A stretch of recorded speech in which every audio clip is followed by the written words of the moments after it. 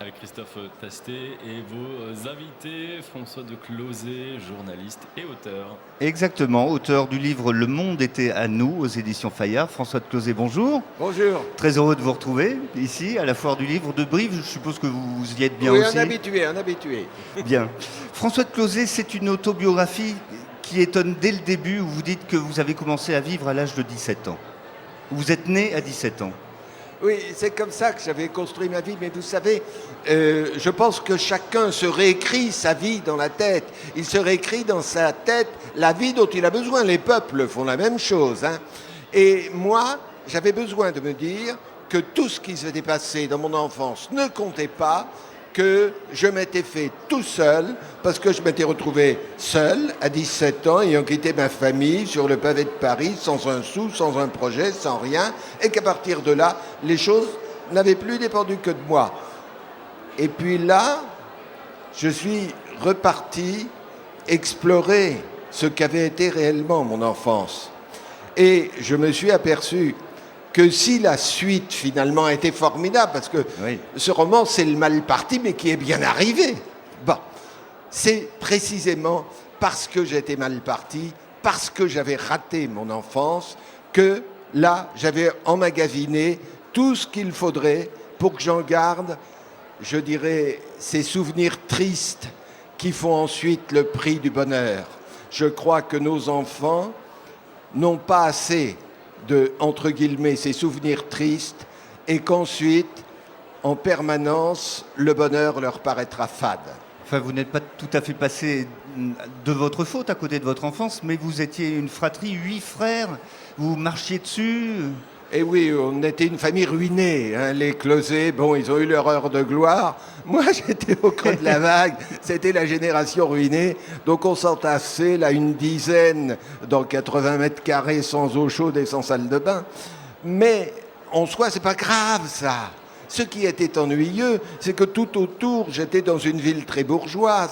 Ça s'appelle Enghien-les-Bains. Alors, Enghien-les-Bains, le casino, le thermal, le lac, vous devez avoir entendu parler.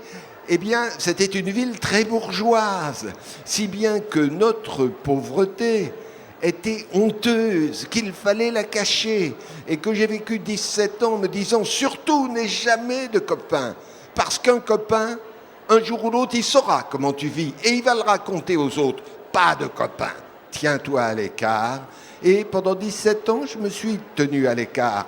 J'ai regardé, et un jour, je devais avoir une dizaine d'années, j'ai compris le mode d'emploi. J'ai compris comment je pourrais trouver ma place. J'ai vu la formule, mais comme si je la lisais. Si ça dépend de toi, il n'y a pas de problème. Si ça dépend des autres, il n'y a pas de solution. Tout doit dépendre de toi. Et à ce jour-là, j'avais la clé pour entrer dans le système. Il y a eu aussi un moment où vous avez compris qu'il fallait raisonner quand on parle de l'existence de Dieu, par exemple. Oui, c'est-à-dire j'étais dans un milieu très catholique, conservateur, et donc, par exemple, on nous faisait le catéchisme, et le catéchisme, bon, on discutait pas, c'est comme ça. Est-ce que le monde aurait pu exister sans un créateur? Donc vous voyez que Dieu existe. Et je me souviens, je devais avoir mes 7 ans et tout petit. Tout d'un coup, je dis, mais il se fout de moi.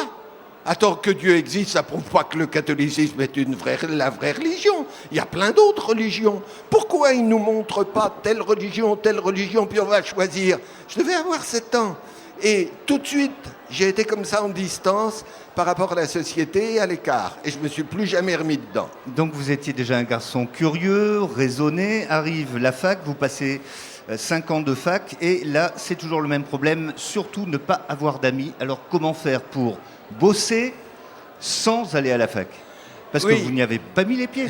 Non, j'ai passé 7 ans, j'ai fait 7 ans d'études supérieures, en travaillant 2 mois par an, en n'assistant jamais à un cours, ne connaissant aucun professeur, ne me faisant aucun ami et ne ratant jamais un examen ou un diplôme. Parce que vous achetiez tous les polycopiés pour avoir tous les cours de l'année. J'achetais les polycopiés, je les dévorais pendant 2 mois, je racontais ça, je prenais le diplôme et je repartais pour 10 mois de bonheur, de bohème. J'étais avec des copains aussi fauchés que moi. Il y Donc avait ça quand n'avait même des aucune copains. importance d'être complètement fauché. On vivait dans l'imaginaire, dans le cirque, dans le théâtre, dans la littérature, dans l'art. Et puis, 2 mois par an, fallait être sérieux. Parce que vous comprenez, mes parents, ils m'avaient fait un cadeau prodigieux. Ça s'appelait un certificat de non-imposition. Ah ça, ils n'avaient jamais payé 1 centime d'impôt sur le revenu. Donc j'avais droit à une bourse. Mais il fallait que je réussisse mes examens. Ok, je me suis arrangé de ça et je me suis fait l'enfance dont j'avais envie, l'enfance de quelqu'un qui n'a aucun projet d'avenir. François de Closet, les aléas de la vie, les hasards font que vous entrez à la télévision alors que vous connaissiez même pas Léon Zitrone. Et vous devenez très vite le meilleur journaliste scientifique pour une bonne et simple raison, vous étiez le seul. Oui, c'est-à-dire, ma carrière s'est jouée sur des opportunités, pas des chances, c'est pas la même chose. La chance, elle fait que vous gagnez le gros lot. Ça y est, vous n'avez rien fait et vous avez tout. L'opportunité, c'est une occasion qui vous est offerte d'eux. Et j'ai des occasions qui m'ont été offertes comme ça, notamment...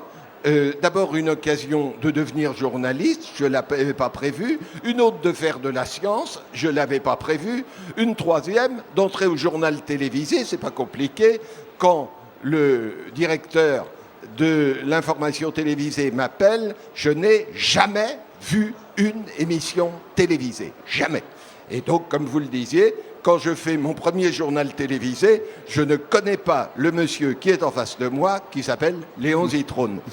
Et ça a été là aussi une grande chance, parce que j'arrivais comme journaliste scientifique, et il n'y avait jamais eu de journaliste scientifique au journal télévisé. Et tout le monde a dit « Ah, qu'il est bien ce jeune homme, ah, il est formidable !» Évidemment, j'étais le premier. Et être le premier dans le temps, ça vous donne l'assurance d'être le meilleur. Ensuite, il y a eu d'autres journalistes scientifiques qui sont venus et qui ont très bien fait le job.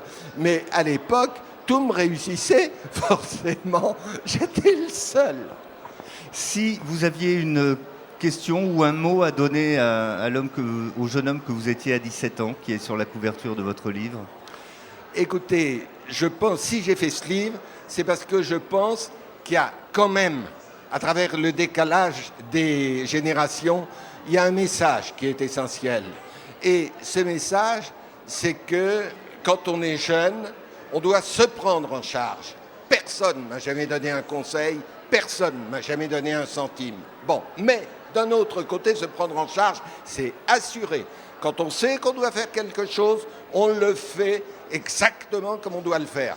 Moyennant quoi, en dehors de ça, on peut s'en sortir. Et je pense que même aujourd'hui, avec ce monde terrible qui est celui de la jeunesse d'aujourd'hui, c'est pourquoi je dis le monde était à nous. Malheureusement, il ne l'est plus à la jeunesse, je le pense. Mais même aujourd'hui, quand un jeune en veut, quand un jeune assure, quand un jeune ne se soucie pas d'abord de savoir quelles sont ses perspectives de carrière, quelles seront ses RTT, etc., eh bien, il peut, aujourd'hui encore, se faire sa place.